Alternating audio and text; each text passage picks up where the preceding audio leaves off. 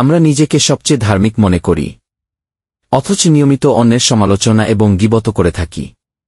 গীবত করা এবং বিনা প্রয়োজনে তাদের সম্মান ও ব্যক্তিগত বিষয়ে হস্তক্ষেপ এখন এক প্রকার জনপ্রিয় প্রবণতায় রূপ নিয়েছে। অথচ আল্লাহ তাআলা গীবত থেকে কঠোরভাবে বিরত থাকতে আদেশ করেছেন। মানুষ যেন গীবতকে ঘৃণা করে ও তা থেকে দূরে থাকে, সে উদ্দেশ্যেই আল্লাহ তাআলা কোরআনে গীবতের বিরুদ্ধে কঠোর ভাষায় সতর্কবার্তা দিয়েছেন। তিনি গীবতকে এতটাই জঘন্য রূপে উপস্থাপন করেছেন যা যেকোনো বিবেকবান হৃদয়কে তুচ্ছতায় ভরিয়ে তোলে।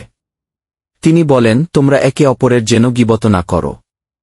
তোমাদের কেউ কি স্বীয় মৃত ভাইয়ের মাংস ভক্ষণ পছন্দ করে? অনন্তর তোমরা তা অপছন্দ করো।